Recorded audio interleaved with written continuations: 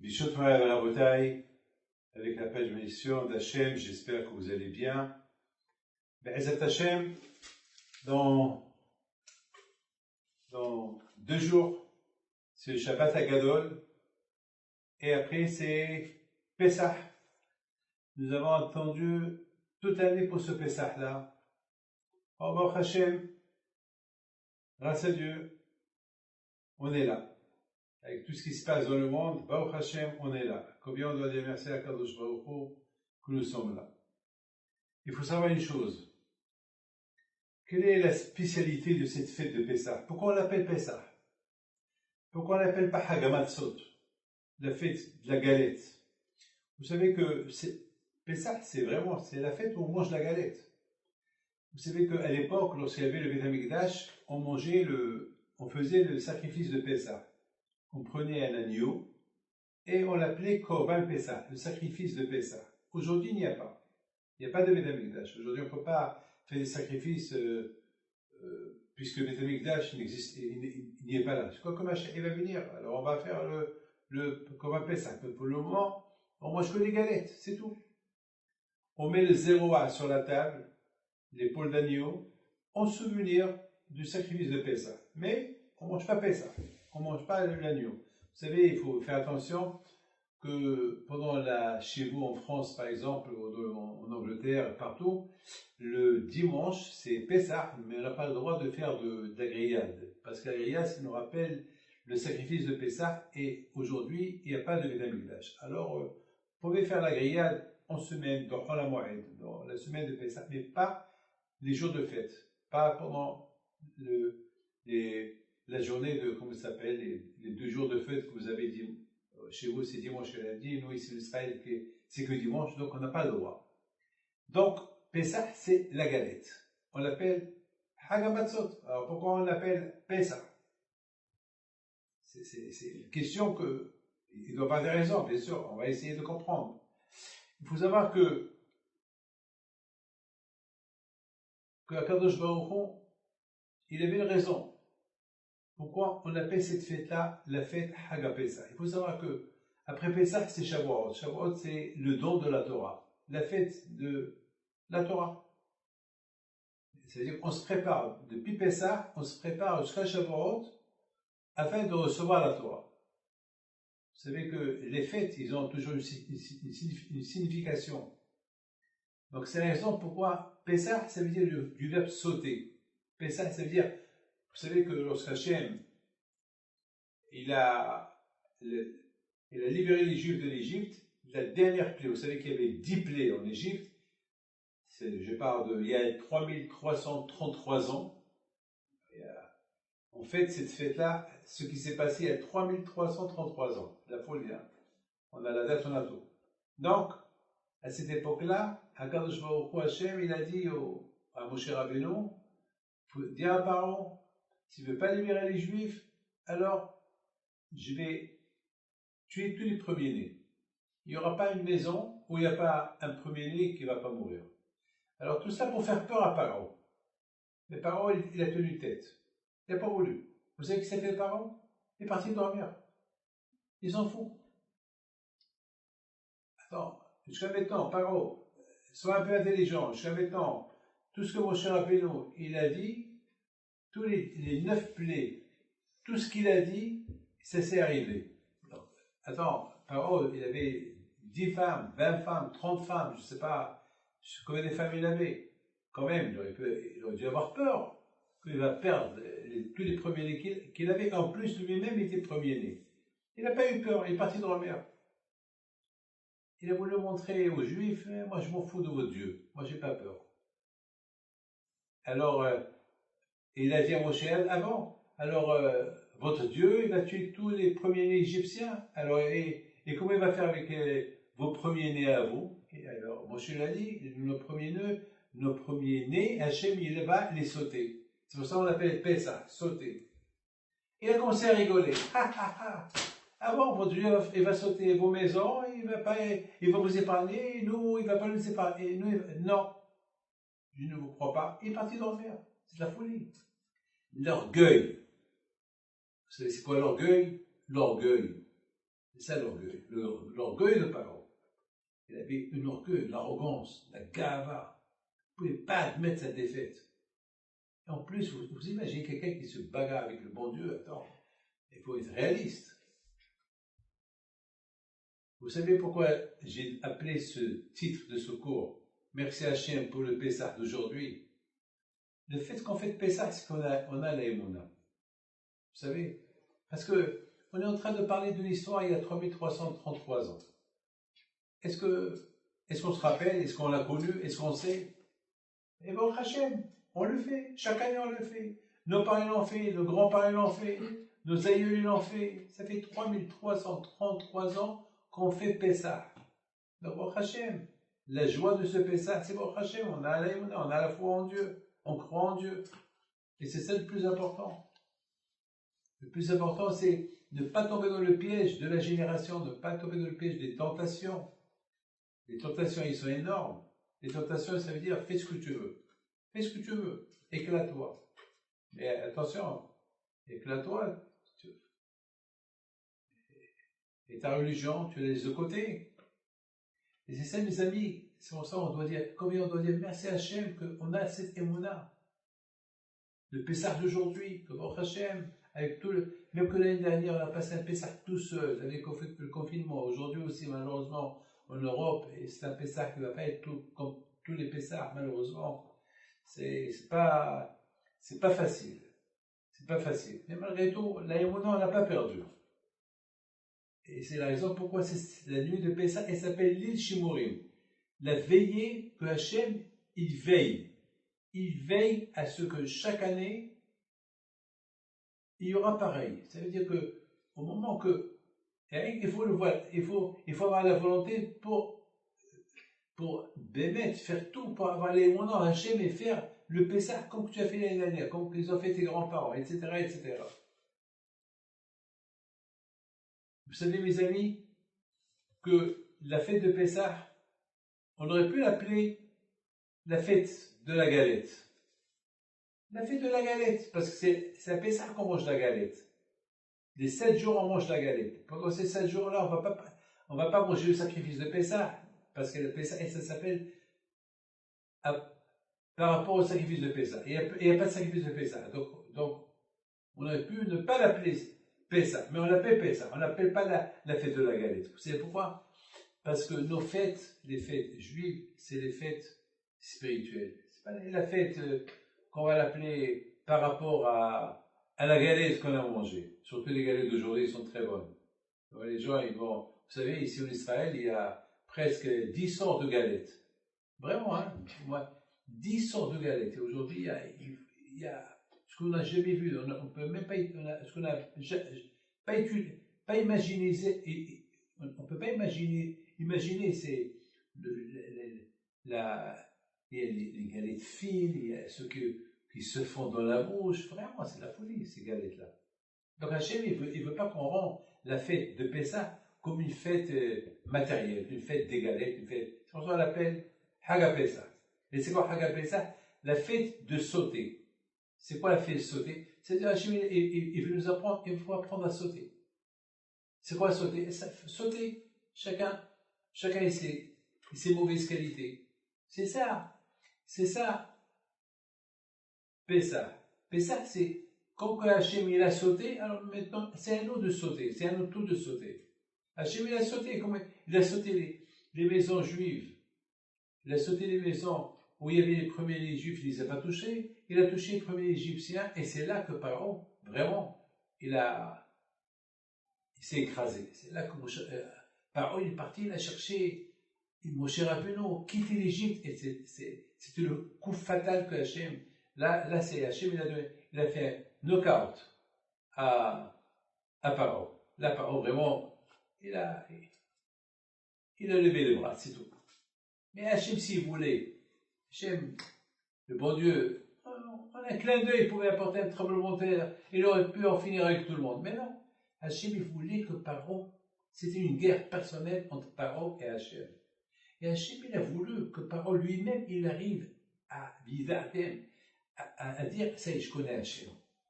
Parce que c'est important pour que les Juifs, pour que le Juif plus tard il va commencer à croire en Dieu, ben c'est très important pour le Juif de voir ce Paro qu'il a mené une guerre contre le bon Dieu, que ce Paro-là lui-même il va admettre sa défaite, et pour que les Juifs, lorsqu'ils vont quitter l'Égypte, ils vont quitter l'Égypte avec une idée.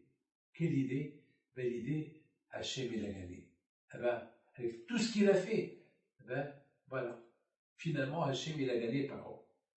Ce souvenir de Paro, parce que Paro, pendant 400 ans, les Juifs ils étaient esclaves en Égypte, ils ont cru que Paro c'était le bon Dieu, c'était un Dieu.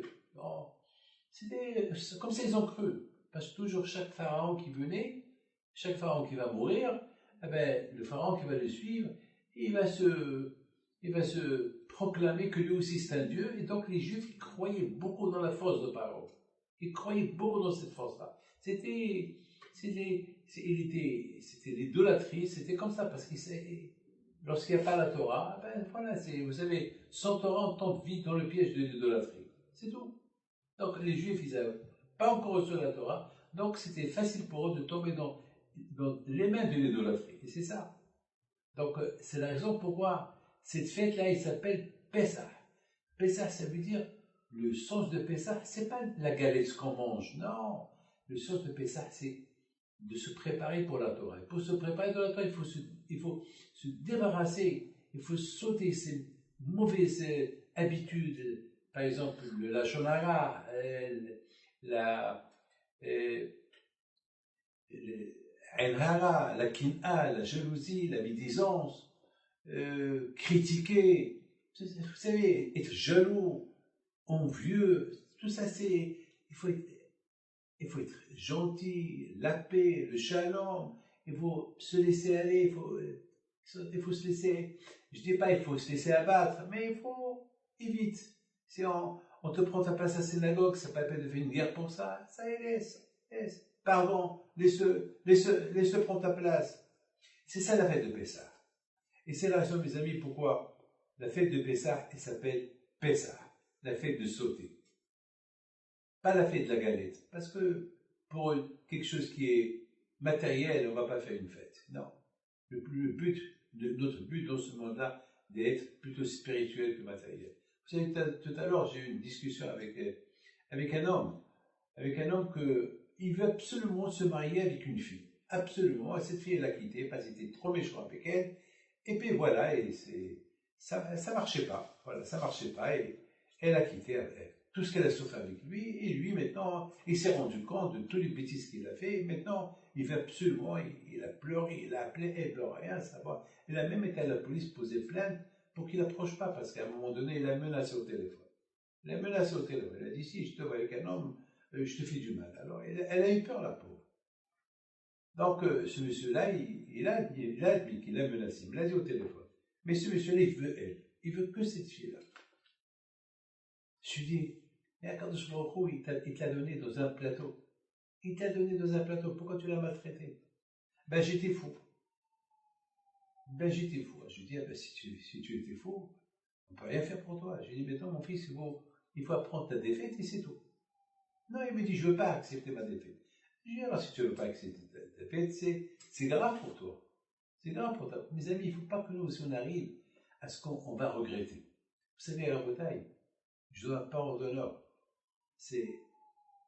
On est dans les temps de Mashiach. Vous savez, on dit, et je vais vous dire pourquoi, parce qu'on dit que Am Israël, le peuple juif, a été libéré de l'Égypte le mois de Nissan. Donc le mois de Nissan, il peut avoir des miracles. On dit que le mois de Nissan, c'est un mois dans l'année, ce qu'on appelle un mois de Eithachut, de renaissance, de nouveauté. Et vous voyez, c'est le mois de Nissan que les arbres commencent à donner des fruits, commencent à fleurir. Les arbres donnent des fruits, Nissan, c'est le mois de nouveauté, c'est Eithachut, le peuple juif il était esclave en Égypte, et le mois de Nissan, il devient un peuple libre. De l'esclavage à la liberté. C'est le mois de... Vous savez très bien que... Et tout cela, une préparation pour Matan Torah. C'est tout, c'est une préparation pour Matan Torah. il s'est passé un grand miracle cette semaine. Il y a quelqu'un qui prie chez nous. Je ne peux pas dire les noms. Mais en privé, je peux vous dire. Et je veux pas divulguer son nom en public.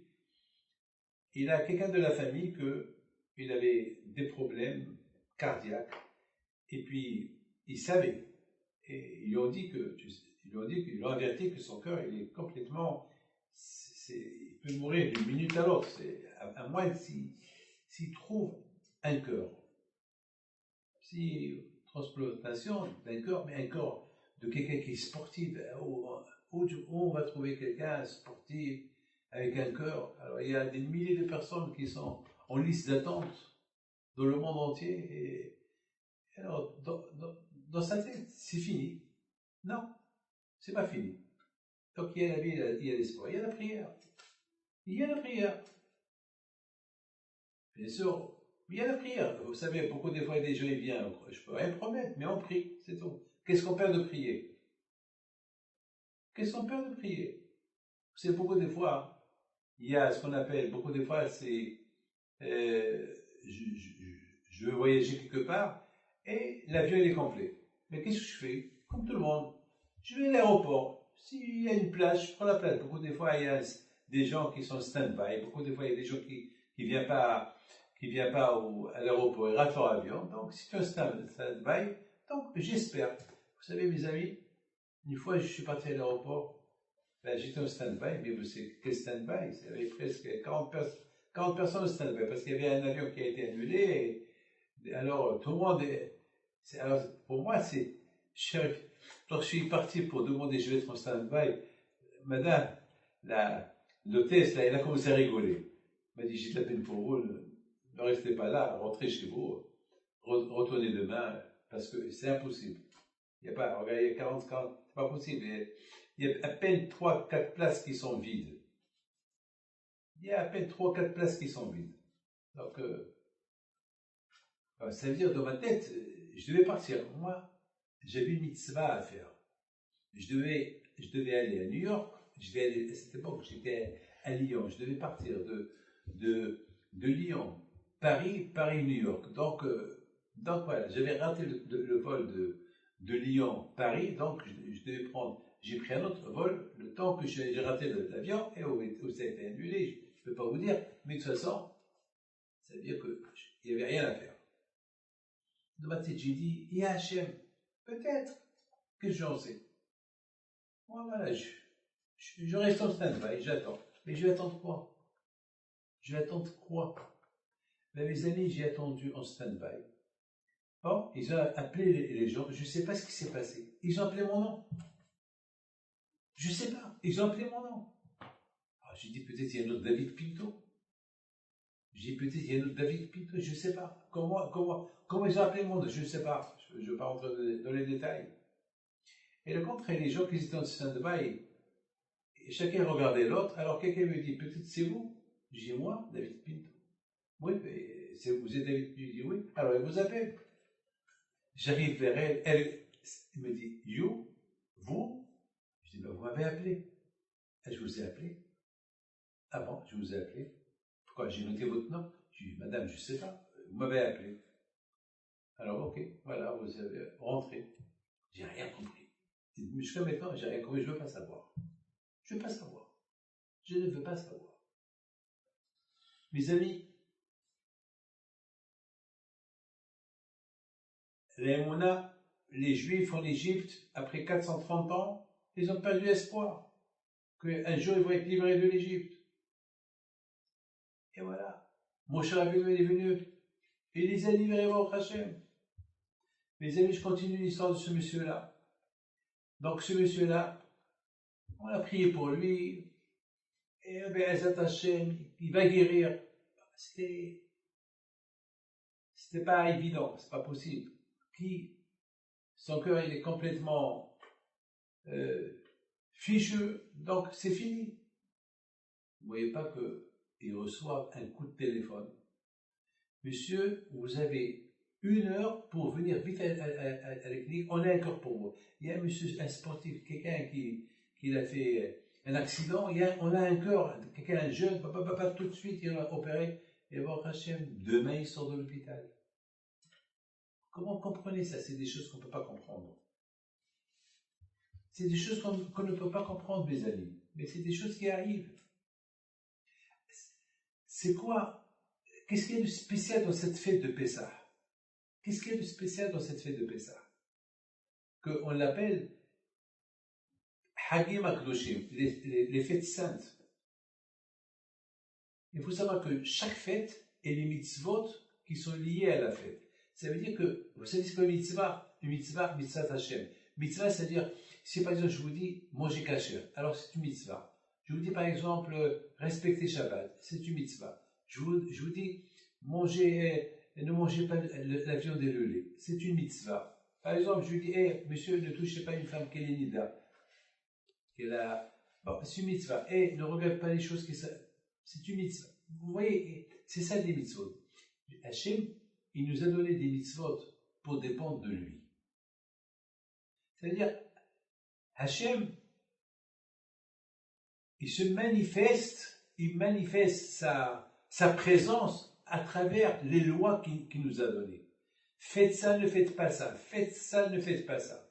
Mais par exemple, j'habite en France, j'habite au Maroc, j'habite en Israël, je suis juif, j'ai des lois, j'ai mon judaïsme à respecter. Mais, attention, il faut respecter aussi les lois marocaines, les lois françaises, les lois israéliennes, les lois américaines.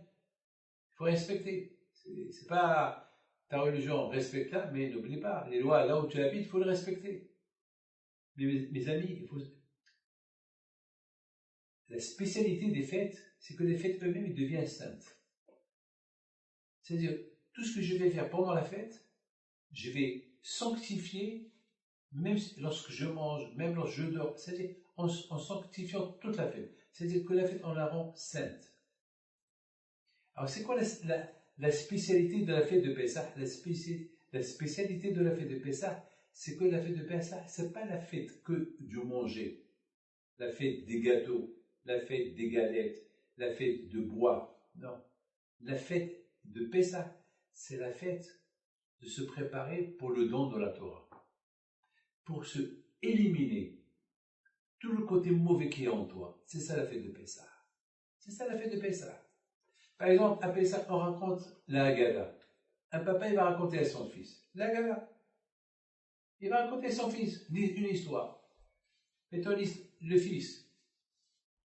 Il écoute l'histoire. Vous savez que les enfants, ils adorent les histoires. Les enfants, ils adorent les histoires. Surtout lorsque papa, il raconte l'histoire. Mon père, Alav Shalom, jamais j'oublierai comment il nous racontait la Haggadah. C'était magnifique. C'est des mémoires inoubliables. Comment mon père, Alav Shalom, il nous racontait l'histoire de la Haggadah. Qui était très courte, mais on a vécu quelque chose. Voilà, grâce à Dieu, jusqu'à maintenant, on est là. Jusqu'à maintenant, on raconte cette Haggadah à nos enfants et nos petits-enfants. Baruch Hashem. Alors, c'est la même histoire. Chaque année, c'est la même histoire. C'est pas vrai. Parce que chaque année, on grandit. Et au fur et à mesure on grandit, notre tête, notre cerveau, il grandit, il s'élargit. On comprend mieux l'histoire. Vous savez très bien que on vit dans un monde qu'on veut toujours une nouveauté. Les informations, on veut une nouvelle voiture, on veut toujours une nouveauté, un nouveau costume. Vous avez vu quelqu'un qui a un costume depuis le jour de sa bar mitzvah? Non, il y a toujours une nouveauté. Vous savez, je ne vais pas vous dire, vous le savez bien, aujourd'hui les femmes, aujourd'hui avec le Covid, ils ont économisé beaucoup d'argent, mais vous savez, il y a beaucoup de femmes, même des hommes, que s'il y a 40 mariages, alors c'est 40 robes qu'ils vont acheter dans l'année. C'est parce que c'est du nouveau. Hein. Je veux pas qu'on me voie avec la même. Peut-être vont emprunter chez quelqu'un, mais il faut qu'elle mette quelque chose qu'elle n'a pas mis dans un mariage. On vit de ce qu'on appelle une nouveauté. Nouveau. D'ailleurs, même le monde il se renouvelle chaque matin. Chaque matin, le soleil se couche, le matin il se réveille, un matin il fait chaud, un matin il fait froid, un matin il pleut, un matin il neige, un matin il y a le soleil, beau temps. Vous savez, l'être humain, il veut ce qu'on appelle une nouveauté. Vous savez, dans les fêtes que Hachem nous a données, ça, c'est du nouveau. C'est vrai, c'est un ma'agal, c'est un cercle. On commence Pessah, après c'est Matan Torah, après c'est Rosh Hashanah, après c'est Sukkot, après c'est Kippour, pardon, Kippour, après Sukkot, après c'est tout Simchat Torah. C'est un cercle. Et chaque année, c'est une nouveauté.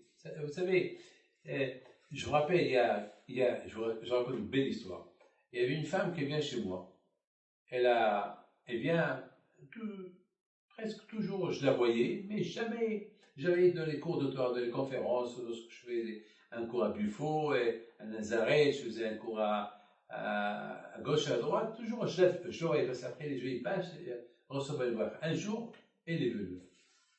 Elle me dit, Rabbi David, ça fait 10 ans que je vous suis, et ça fait 10 ans que je souffre. Ah, je lui dis, merci madame. Vous souffrez pourquoi? Elle me dit, parce que chaque fois que je viens, avec l'espoir que peut-être mes enfants, ils vont un jour, si Dieu veut, ils vont revenir vers moi.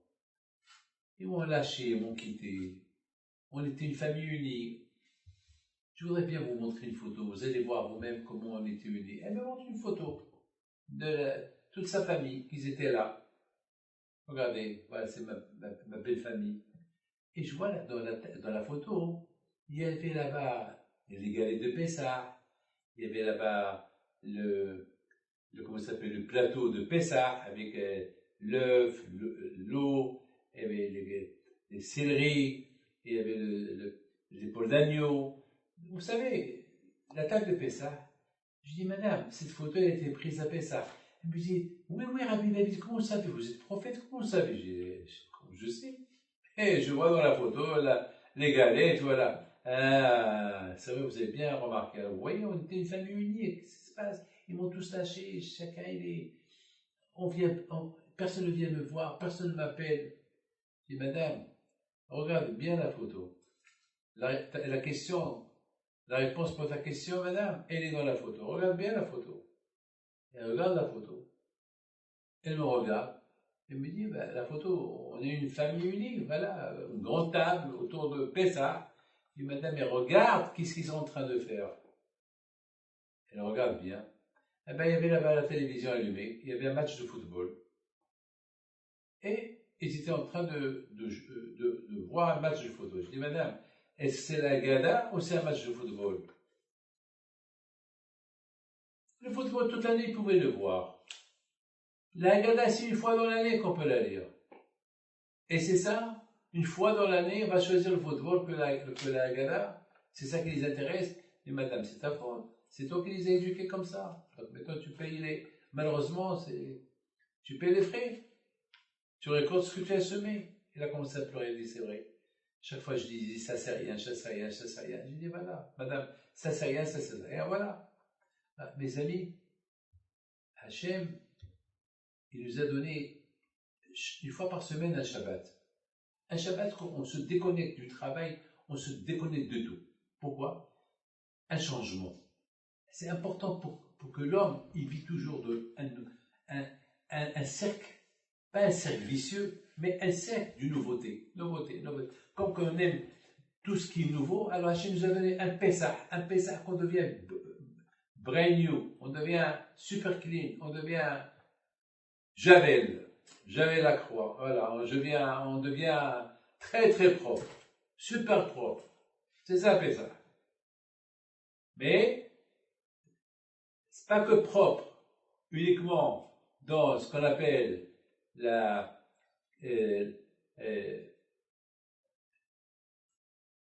nettoyer bien la maison, enlever toute la saleté. Non, se nettoyer, se faire auto-nettoyer soi-même. Oui. Pas que nos vêtements. C'est-à-dire, lorsqu'on arrive à la maison, à Pessah après la synagogue, voir la maison très clean, très propre, ah ben c'est super. Il faut aussi voir comment tu es toi aussi. C'est pour ça qu'on dit à Botaï, Ata behartanu, on dit à Kadosh, merci Hachem, tu nous as choisi, tu nous as donné des fêtes saintes. C'est des fêtes, c'est des nouveautés pour qu'on se renouvelle, le monde se renouvelle, nous aussi se renouvelle, notre corps il se renouvelle. Et Hachem nous a donné beaucoup de, comment ça s'appelle, des occasions comme ça pour se renouveler, pour ne pas stagner, pour ne pas tomber. Vous savez très bien que l'eau, si il ne se renouvelle pas, il pourrit. Vous savez ça ou pas? L'eau, s'il ne se renouvelle pas, il pourrit. Donc, vous savez, on porte un costume tout le temps, il va sentir mauvais. On change.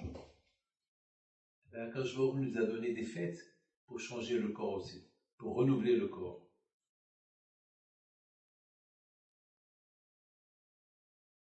Mes amis, il y avait une fois un grand tzaddik, Rabbi Alav Shalom, le rabbi de Apta, Alav Shalom. Lui, il avait une spécialité, toujours il faisait des galettes. À lui-même, il faisait les galettes de Pessah. Lui-même, il faisait les galettes de Pessah. Et un jour, il s'est passé que, il dit à sa femme, ces galettes de Pessah, ils sont spéciales, tu me les gardes bien. La veille de Pessah, les pauvres, ils sont venus chez la rabbinite, ils ont demandé ici un peu des galettes pour la fête. Alors elle a dit à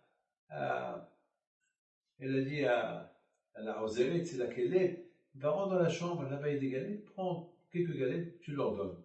Et la femme là-bas, qu'est-ce qu'elle fait? Elle prend les galettes de son mari, le tzaddik, et elle lui donne. Maintenant, la veille de Pessah il arrive, le rabbi, le Rav israélien enterré à côté de Baal Shem Tov, il dit à sa femme, ma femme, n'oublie pas les galettes que je t'ai données, et tu me les apportes parce qu'on va commencer maintenant le seder. Elle va lui apporter les galettes, mais remarque que ce n'est pas les galettes que lui il a fait, c'est d'autres galettes, et s'est rappelé, oulala, elle va chez la femme qui l'aide à faire la cuisine, dis-moi, quelles galettes tu as données aux pauvres aujourd'hui? Ben, j'ai donné les galettes qui étaient dans une serviette bien enroulée. Ouh là là, ça c'est gagné de mon mari. Ouh là, qu'est-ce que je vais faire? Bon, elle ne sait pas quoi faire. Elle prend 3 galettes et les a mis dans notre couverture et elle les donne à son mari. Elle était blanche, elle avait peur. Le mari, il les ouvre, il les regarde. Ah, il les sent. Ah, il les embrasse. Il dit à sa femme, merci Rabbanit. Elle a respiré. Oh Hachem, tout va bien. Après Pessah, il y a un couple qui vient chez le Rav, il veut divorcer. Pourquoi? Parce que la première nuit de Pessah, la nouvelle mariée, elle a commencé à manger de la galette trempée dans la soupe. Alors vous savez, c'est des coutumes. Il y a ceux qui mangent la matzah shkoya, il y a ceux qui ne mangent pas la matzah qu'elle est avec la soupe. Ça dépend des minhagim, ça dépend des coutumes. Nous, par exemple, on n'a pas la coutume de faire cuire la matzah avec la soupe. Il y a ceux qui ont l'habitude. Mais bien sûr, il la mange tout de suite pour ne pas qu'elle devienne hametz. Alors, il dit au rabbi, et voilà, j'étais surpris de voir que ma femme, elle mange la galette dans la soupe, et moi, j'ai pas coutume. Et avant qu'on s'est mariés, je lui ai donné cette condition, elle a accepté, mais voilà, elle m'a trahi, donc je ne veux pas rester avec elle. Depuis Pessah, on ne parle pas. Il a dit, Al-Hamar, Al-Maboul, pour une galette, tu as gâché la fête de Pessah pour une galette. Al-Hamar lui il dit, écoute, Rabbanit, il a appelé sa femme. Viens, Rabbi. Alors, elle vient, oui. Dis-moi, la veille de Pessah, qu'est-ce que tu m'as donné comme galette? Les miens ou les tiens? Elle a eu une crise cardiaque. Elle dit, quoi, tu t'es rendu compte? Bien sûr, je me suis rendu compte, ma femme adorée. Bien sûr, tu ne m'as pas donné mes galettes, tu m'as donné d'autres galettes, oui ou pas? C'est vrai. J'ai mangé les autres galettes ou pas? C'est vrai. Est-ce que moi, en temps normal, je vais manger ces galettes-là? Non. Ah, pourquoi je l'ai fait? Pour ne pas me faire honte. Très bien. Alors, il dit au couple, moi, le Rav, j'ai mangé des galettes que je ne sais même pas, elles ne sont pas à 100% comme les miens que j'ai fait. Et je n'ai pas fait la guerre à ma femme. Et toi, pour une galette, trempée dans la soupe, tu te bagarres avec ta femme. Elle m'a beau, t'as pas honte. Elle va, et fais la paix à ta femme. Bon. La bouteille, c'est ce qu'on appelle du nouveauté. La bouteille, vous savez, c'est quoi Pessah? Pessah, c'est expérience. Comment on sait qu'on s'est renouvelé à Pessah? Lorsqu'on surmonte nos épreuves à partir de Pessah. Ah, super. J'ai envie de voler, je ne vole pas. J'ai envie de critiquer, je ne critique pas. J'ai envie de parler, de faire du mal à quelqu'un, je ne le fais pas. Ah, c'est ça ce qu'on appelle, c'est ça la nouveauté. C'est ça ce qu'on appelle Pessah, sauter. C'est ça sauter. Et c'est la raison, mes amis, que cette fête qu'on appelle Haga Aviv, la fête du nouveauté, la Haga Aviv. Aviv, c'est à peine que les arbres commencent, c'est la raison pourquoi on fait Bekat Ha'ilanot. Pourquoi on fait Bekat Ha'ilanot?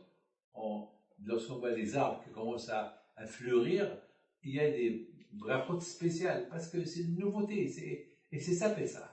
Justement, Hachem, il a fait exprès que le peuple juif a été livré de Pessah, pour que c'est la période que tout se renouvelle, c'est la période que ça commence à faire chaud, c'est la période que la pluie s'arrête, c'est la période que les arbres commencent à fleurir, c'est la période c'est la belle période de l'année, c'est Pessah. Il fait ni chaud ni froid.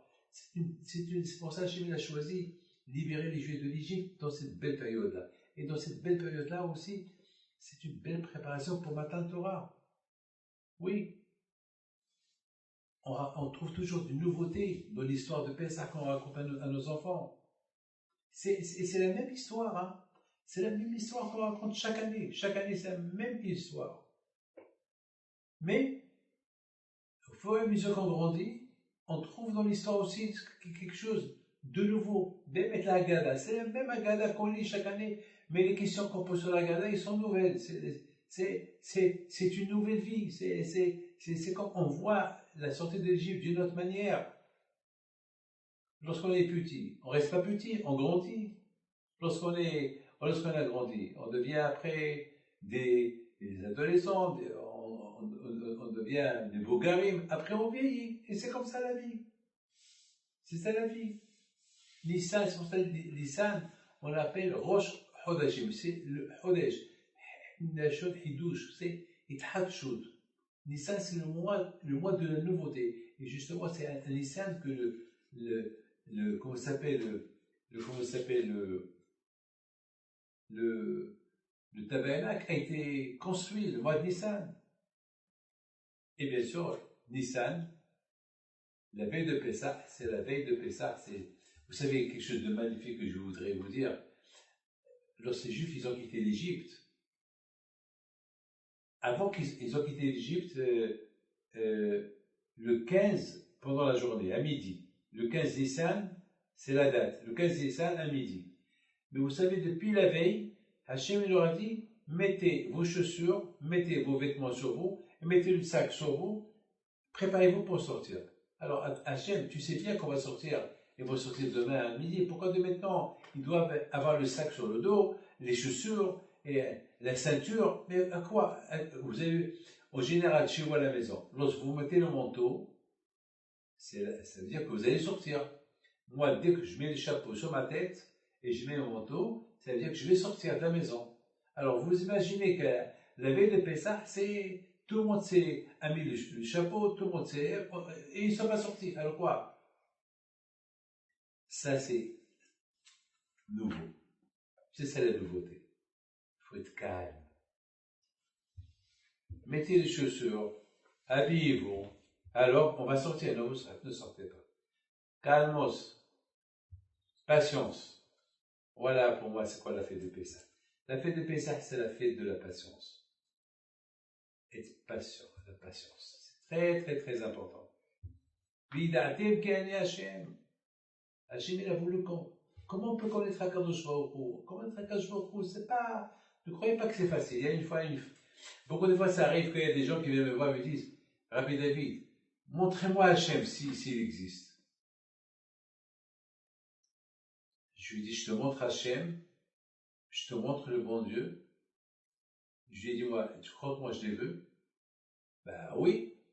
Ben, vous dites que, ben oui, alors je voudrais bien le voir. Je dis non, je ne le vois pas. Personne ne peut le voir. Alors, qui me dit qu'il existe? Qui me dit qu'il existe? Tu me poses cette question.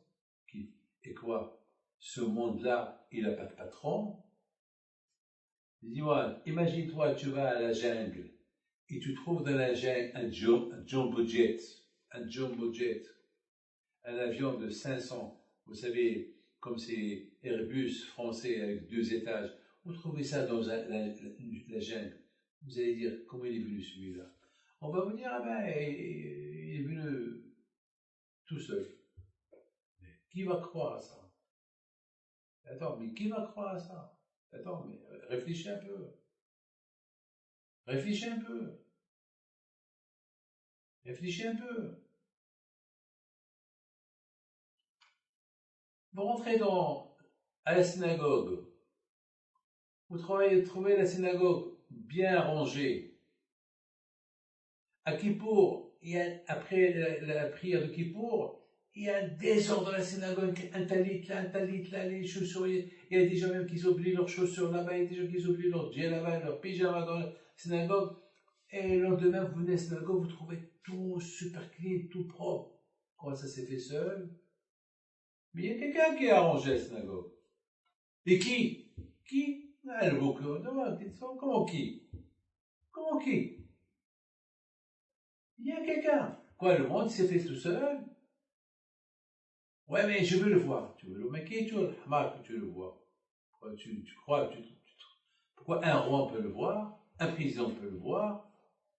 On sait qu'il y a un président, ça y est. On sait qu'il y a un roi, ça y est. Vous savez, je me rappelle une fois du Maroc, il y avait quelqu'un, un Marocain, à Tiznit, je me rappelle, quand j'étais à Tiznit, et il me dit, dis-moi, on parlait comme ça, il me dit, Ta'af el-Malik, et vous connaissez le roi? Je lui ai dit, je l'ai vu. Il a dit, et lui c'est un monsieur qui a presque 90 ans. Il dit, je l'ai jamais, à mon avis, je l'ai jamais vu. Il me dit comme ça, je l'ai jamais vu. Je lui dis, et tu l'aimes? Ah, oui, bien sûr que je l'aime. Alors, tu le connais pas et tu l'aimes? Ah oui, Malik el c'est le roi du Maroc. Et tu l'aimes tant, même que tu le connais pas. Ah oui, mais comment? Mais tu l'as jamais vu. Il n'y a pas de réponse. Il n'y a pas de réponse à ça. Il n'y a pas de réponse. C'est des choses à nous de découvrir tout seuls. Aujourd'hui, on vit dans un monde de politique. On vote pour quelqu'un. Ouais, mais en Israël, il y a un problème. On a déjà fait 4 élections. On n'a pas de gouvernement. Maintenant, on ne sait pas. Est-ce qu'on va aller encore à une cinquième élection encore? On ne sait pas encore ce qui se passe. C'est de la folie. Parce que il n'y a rien de stable, malheureusement. On ne sait pas. Vous savez, à Rabotaï, nous, on sait qui est Hachem. C'est tout. Mais on ne le connaît pas. Aujourd'hui, pour voter pour quelqu'un, il faut le connaître. Il faut connaître c'est quoi sa politique. Non, on connaît c'est quoi la politique du bon Dieu. Il aime tout le monde. Le bon Dieu, il donne à manger à tout le monde. Il fait vivre tout le monde. Comment ça s'appelle? Quelle expérience on a eue cette année? Malheureusement, je m'excuse de vous dire, en France, aujourd'hui, je reçois trop. J'ai peur que ça va recommencer comme l'année dernière, à l'époque de. Aïe. Je reçois trop de nouvelles de la France ces derniers temps. Trop. Chez les juifs, chez les non-juifs. Aujourd'hui, à cause de ces cours-là que je fais le mercredi soir, il y a beaucoup de non-juifs, des pauvres, qu'eux aussi, lorsqu'ils sont malades, ils écrivent des lettres. C'est là que chacun se réveille. C'est là que chacun cherche l'aïmouna. C'est là que chacun cherche quelque chose, se pencher, le bon Dieu. C'est ça, mes amis, cette fête de Pessah, c'est la fête que Baruch Hashem, on a passé le cercle de l'année. Merci Hashem. pour le Pessah d'aujourd'hui. Merci. Combien on doit dire merci à Kadosh Baruch Hu. À Kadosh Baruch Hu, tu le sens, on ouvre la tête, c'est tout. Comme il dit Iyov, Job, il dit, Mipsari Hezi Eloka, je vois mes mains, je vois Dieu, regarde, je bouge mes mains. Je ne suis pas un robot, mes mains bougent, je bouge, je vois, je me réveille le matin. C'est la nouveauté de chaque seconde, mais on s'habitue. Alors Hachem nous a donné des fêtes, il faut se renouveler. Le monde, le monde, il se renouvelle aussi, pour ne pas contempler dans le piège de l'habitude. Dans nos habitudes, un couple, il vient de se rencontrer, il y a un respect total entre eux. Une fois qu'ils s'habituent, ça, c'est la guerre entre eux. Alors qu'Hachem, il veut pas qu'on s'habitue à ce monde-là. Alors Hachem, il a tout fait pour qu'il y ait des nouveautés. Il y a le Shabbat, il y a les fêtes, il y a ceci, mais qui d'Hachem tu nous as sanctifié avec tes mitzvot. Les mitzvot, ils sont pas, c'est pour ça, Pessah, c'est une seule fois dans l'année. Sukkot, une seule fois dans l'année.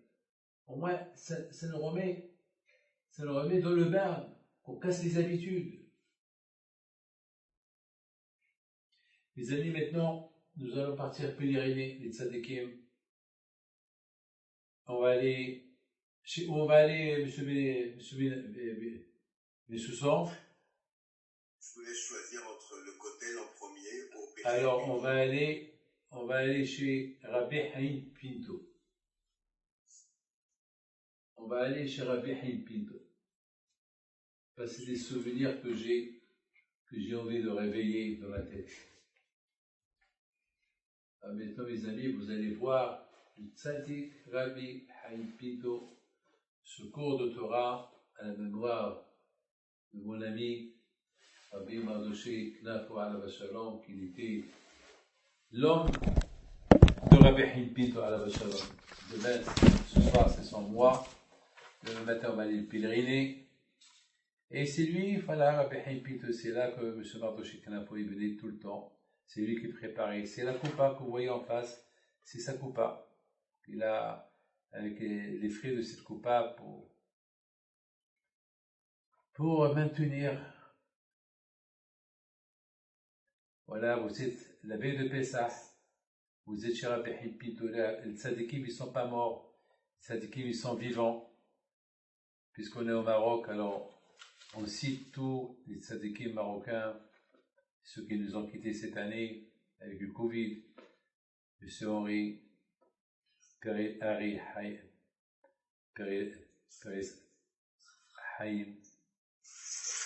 Harry, Tojva Meyer, Michel, Cledano Shimon, Rabbi Benelo Yamin, le Rav, Alav Shalom, Edleman Shalom, M. Bigzer Meyer, Vinib Guy Michel, Jacob Perez Yamin, Dr. Emi Amram, Miyara Samuel, Alav Shalom, Gabay Shalomon, Cohen Jackie, Benaïm Estrella, Gabay Nissim, et bien sûr, Saouda Bat Simcha Marciano, Moria Virgile, Alav Shalom, Floral, Freha Bat Aziza Benita, de Marseille, que Dieu repose son âme en paix, la pauvre. Monsieur Simon Amar, Madame Aida Cohen, d'Issaouira, avec son mari Meir. Et bien sûr, la rabbinite Rachel Bat Freha Behser, Alav Shalom, Zechona Elwecha, Abraham Ben Ishmouyal.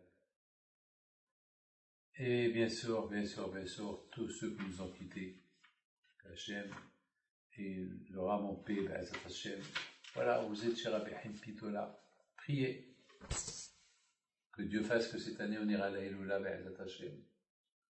Vous imaginez combien on l'a langué et combien lui nous a langué.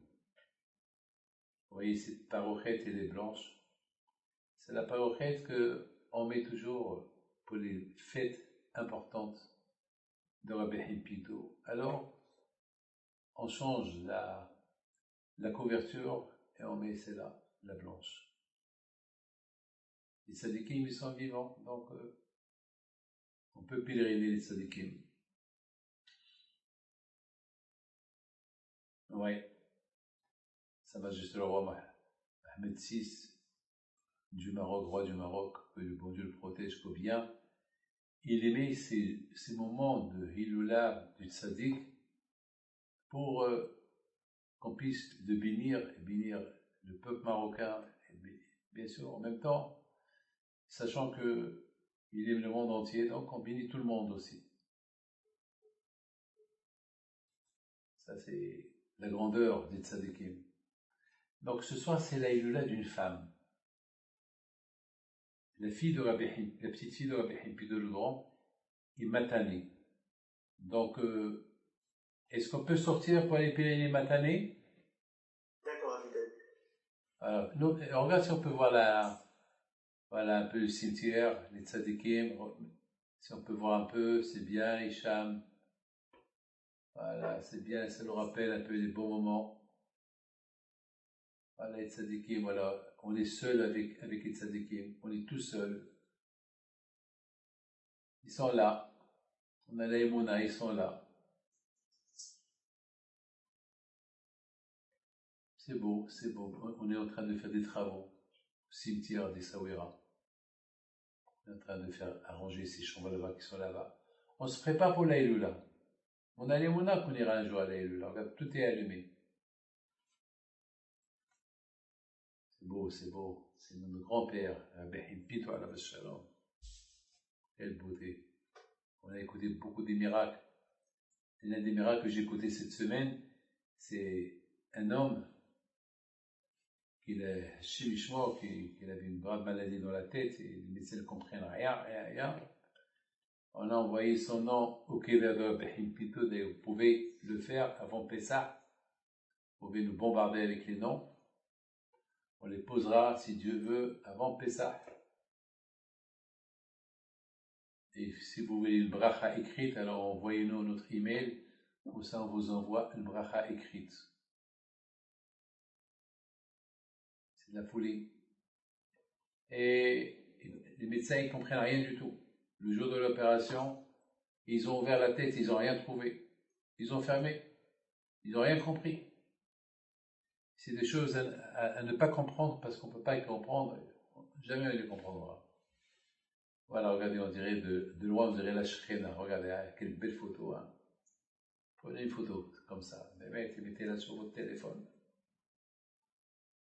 Une photo comme ça vaut des milliards. Ah oui.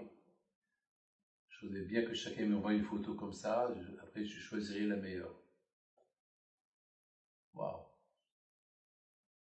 Alors, on traverse la rue, Hicham. On va aller chez Matané. C'est le sort du cimetière et on traverse. Aïe aïe aïe. Quand j'étais jeune, je courais ces rues-là. Ah là là. Je venais chaque jour. Puis là, il est mon grand-père. Vous voulez savoir quoi? Beaucoup des fois, je me sauvais de l'école, de Talmud Torah, et je vendais des bougies aux pèlerins. Et le jour que mon père s'est rendu compte, j'aurais fait une bonne tannée, c'était la baie de Pessah. Une tannée que jamais j'oublierai. Vous savez ce que m'a fait mon père?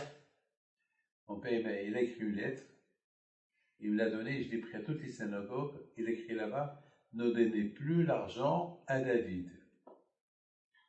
Et moi je ne savais pas. J'étais naïf. J'ai fait ce que mon père m'a fait. M'a dit de faire. Et le lendemain, lorsque je faisais ma tournée pour ramasser l'argent, pour acheter de la nourriture pour les pauvres, ben les gens ils ont dit non, ton père il est interdit. C'est là que je me suis réveillé les dégâts que j'ai faits. Mais je ne me suis pas laissé faire, hein, je vous le dis. Ça a duré uniquement une semaine. Après une semaine, tout le monde a oublié. Là, on va vers la tombe de la petite fille de Rabbi Himpido. Alors, je voudrais vous dire quelque chose, mes amis, puisqu'on est ici dans ce cimetière-là. La prochaine fois, je vous le montrerai. Et il y a Rabbi Yosef Pinto qui est enterré là. Rabbi Yosef Pinto, c'était le fils de Rabbi Himpido le Grand. Celui qu'on vient de visiter. Il est décédé, lui, il y a à peu près 170 ans. C'était le fils de Rabbi Himpido le Grand, le frère de Rabbi Edan, Rabbi Yehuda Pinto qui l'enterrait là. Alors lui, une fois, il n'avait pas d'argent de quoi passer Pessah. Il a écrit une lettre à son grand-père, à son père, Rabbi Haïm Pinto. Il a dit, j'ai besoin de ça, et ça, et ça, et ça, et ça. Il a dit, voilà, grand-père, papa, si j'ai pas ça pour Pessah, ma femme va me faire ma fête. Voilà, il m'a tanné. Sultana Zerkona Libracha. La fille de Rabbi Haïm Pinto. Le grand. C'était une grande sadeket. La petite fille de Rabbi Haïm Pinto, pardon. Donc Rabbi Yosef Pinto Alav Shalom, il rentre chez lui à la maison, sa femme lui dit, alors, Pessah c'est demain soir, la maison elle est vide, il n'y a rien du tout. Elle dit, ça y est, je me suis occupé. Tu t'es occupé quoi? Qu'est-ce que tu as fait? Lorsqu'il lui a dit ce qu'il a fait, elle l'a jeté de la maison. Il y avait quelqu'un qui était en train de dormir. Il arrivait à Rabbi Haïm Pinto qui dit, lève-toi maintenant, va chez mon fils, Rabbi Yosef Pinto, il a besoin de tout. Il m'a écrit une lettre, et la lettre, elle est sous ton lit.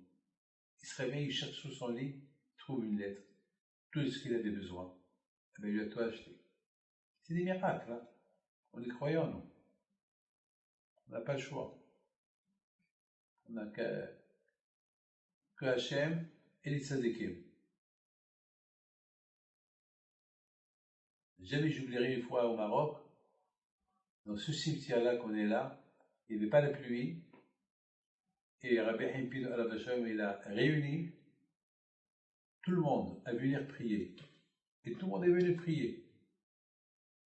Et pendant qu'ils étaient en train de faire la prière, Rabbi Haïm Pinto Alav Shalom, que Dieu repose son âme en paix, il a dit, bon, mettons que chacun rentre chez lui avant que on va se mouiller. Et le temps que chacun est arrivé chez lui à la maison, la pluie a commencé. La rondeur des tzadikim. Voilà. Mettons que vous avez prié, on va aller mettre au kotel. Il y a quelqu'un qui nous attend. Vous vous rendez compte? On est à Essaouira, on ferme les yeux, on ouvre les yeux, on est à Jérusalem. Et au kotel. Et si Dieu veut, mercredi prochain, on va aller à Me'arat HaMarpela, c'est là où la grotte des patriarches, et on va faire la mer morte, la traversée de la mer à Ashdod. C'est-à-dire on aura quelqu'un à Ashdod, peut-être moi-même je serai là-bas, à la plage, pour faire Azash Moshe. Voilà, vous êtes directement en direct à Jérusalem. Le Kotel. Voilà, le Kotel Ma'arabi. C'est là où il y avait le Beit HaMikdash, c'est là où ils venaient les gens faire le sacrifice de Pessah. Ouais. C'est le seul mur qui reste du temple, qui a été détruit il y a à peu près 2000 ans. Vous imaginez le miracle qu'il y avait ici? À la veille de Pessah, il y avait le sacrifice de Pessah. Il y avait des millions de juifs qui apportaient le sacrifice. Comment ils faisaient? Comment ils pouvaient se réunir dans ces esplanades? C'est impossible. C'est ça le miracle. Avec Hachem, il y a de la place. Quand Hachem il veut agrandir la chose, c'est comme la loupe. Avec la loupe, on peut prendre un petit papier et la loupe, elle l'agrandit et ça dépend, on peut l'agrandir 1 million de fois plus que tu vois. Akash Baruch Hu, en réalité, il peut faire pareil. Il n'a pas besoin de la loupe, Akash Baruch Hu, il peut te faire entrer. Il peut faire entrer 1 million de personnes dans une petite terrasse, s'il veut.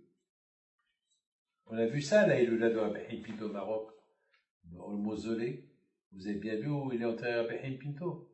Il n'y a pas plus de 100 personnes qui peuvent entrer. Parfois, on est là-bas 500 personnes. On ne comprend même pas comment on rentre 500 personnes. Alors vous que chaque année, vous avez l'habitude de venir passer Pessah, voilà, on vous amène gratuit. Voilà, un aller-retour gratuit. Vous avez fait maintenant Paris, Essaouira, Jérusalem, Paris. ou bien Israël, Issaouira, Israël, ou bien de l'Amérique, là où vous êtes, voilà. Une tournée gratuite en argent, mais riche dans la spirituelle. Donc on a dit tout à l'heure que la fête de Pessah, elle s'appelle la fête de Pessah. Spirituelle, pas la fête de la galette, qui est matérielle, qui est le manger. Spirituelle. Ici, dans ce côté-là, il y avait un monsieur qui est venu parce que son fils il l'a quitté. Il est parti aux Indes, il a arrêté sa religion. Il est parti aux Indes, il voulait plus rien faire avec son judaïsme. Il a tout lâché. Et le pauvre son père, avec le chagrin, il est mort. Lorsque 4 ans plus tard, il entend son fils que son père il est mort, c'est quelqu'un qui lui a dit, un voisin qu'il a rencontré aux Indes, il a eu de la peine, il est venu pour pèleriner son père. Il avait de la peine. Et dans l'avion, il a rencontré un rabbin. Et ce rabbin lui a dit, pourquoi tu es venu aux Indes? Et j'avais ras-le-bol de la religion et je voulais changer un peu. Qu'est-ce que tu as gagné là? Ben, j'ai gagné là que je suis devenu un homme croyant. Tu crois en quoi? L'idolâtrie. Alors tu as laissé ton Dieu et tu crois dans l'idolâtrie. Va au cotel. Va prier. Une fois que tu as pèleriné ton père au moins, va au cotel. Tu as des origines, va. Ben, c'est ce qu'il a fait, il est venu au cotel. Après qu'il a pèleriné son père, la veille de son départ pour l'Inde encore, il arrive au cotel. Bon, il a senti un peu les émotions du cotel, même tout le monde, lorsqu'ils sont devant ce cotel vieux de plus de 2500 ans, il y a des émotions. Vous savez, dans le cotel, tout le monde y met des petites feuilles, des prières. Et à un moment donné, il y a un petit morceau de papier qui tombe par terre. Bon, il ramasse le papier, il était curieux. Qu'est-ce que les Juifs, ils écrivent dans ces papiers-là? Il y avait des milliers de papiers partout dans les trous. Il ouvre, il trouve une prière. Hachem, fais que mon fils, il rentre vers toi. Fais que mon fils, il fait tes chevaux.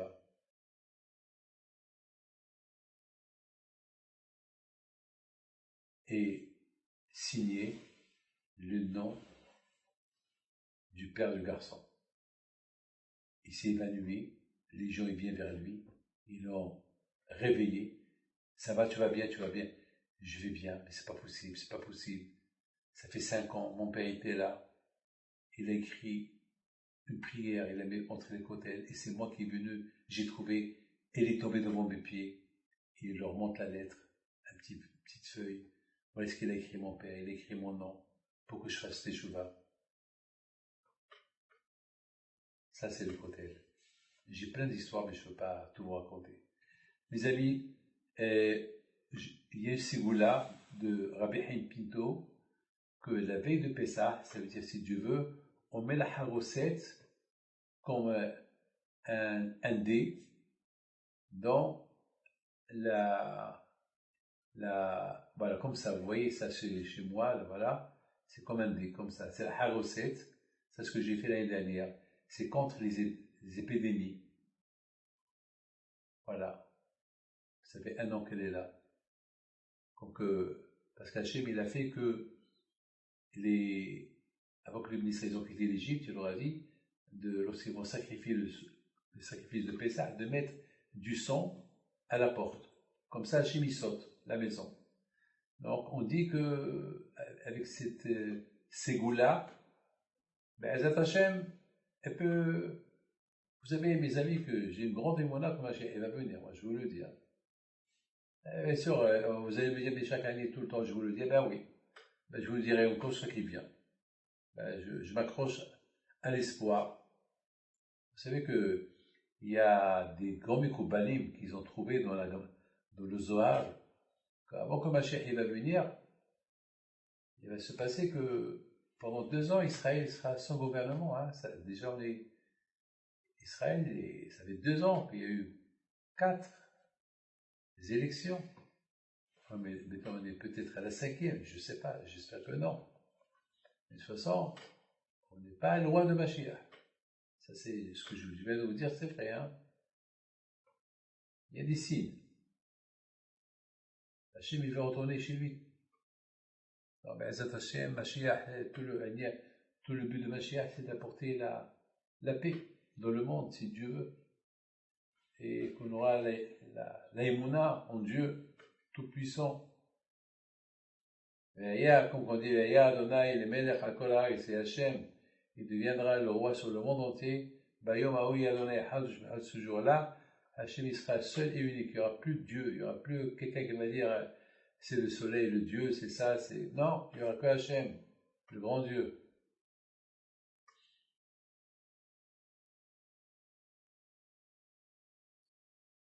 Alors mes amis, je voudrais bien vous souhaiter une bonne fête de Pessah. Le bon Dieu vous protège, vous donne la santé, la joie, voilà. Vous êtes au côté, faites vos prières, vous êtes en face, live, c'est du réel, c'est pas un film. Vous étiez au Maroc, à Essaouira, vous avez payé 2 tzadikim. La semaine prochaine, on ira à Hebron, Me'arat HaMachpelah, là où il y a Abraham, Yitzhak et Yaakov. Pourquoi? Parce que c'est pendant les fêtes que les Avot, les patriarches, ils font des prières spéciales à Kadosh Baruch Hu pour la liberté, pour la délivrance du monde entier. Et bien sûr, là, c'est le Moïse, il va y avoir les Kohanim qui vont faire les 4 Kohanim, ils vont le faire en 2 fois, 2 jours, parce qu'ils peuvent pas, ils n'ont pas le droit d'être là plus. Avant, il y avait jusqu'à 1 demi-million de Juifs ici. Et maintenant, à cause du Covid, c'est impossible. Ouais. Priez que vous passez une bonne fête, le mariage de vos enfants, la parnassa.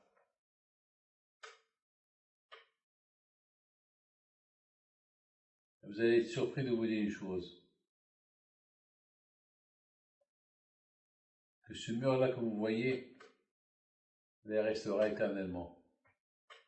Lorsque le Beit HaMikdash, le 3e Beit HaMikdash viendra, il viendra, ce mur-là que vous voyez là, c'est le mur où jamais l'auréole d'Hachem a bougé de là-bas. Il est là. On a eu un grand siman de Mashiach il y a quelques années, il y a 2 ans, c'est connu, on a vu des vidéos et tout, il y avait un serpent qui sortit des pierres, un grand serpent.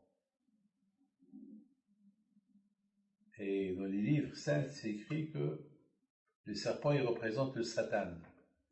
Le serpent représente le côté mal, qui ça n'intéresse pas que Mashiach y vient, que le royaume des ténèbres continue. Mais, ils l'ont fait tomber, ils l'ont tué. Voilà. Voilà la fin du serpent. Mes amis, à mercredi prochain, si Dieu veut, on ira à Merpela et on ira à Ashdod faire Azesh Moshe, c'est la traversée, parce que la deuxième fête, c'est la traversée de la mer, et on va chanter Azesh Moshe, préparez-vous, je serai là-bas si Dieu veut, et je ferai là-bas Azesh Moshe, Be'ezat Hashem, et que Akadosh Baruch Hu, il vous aide, il nous apporte Mashiach, Tzidkenu, Bimehera, Biyamenu, Amen Karatzon. Bonne fête, n'oubliez pas que la fête, que demain soir, c'est la B'tikat Hametz. N'oubliez pas que vendredi, vous brûlez le Hametz à partir de 10h30.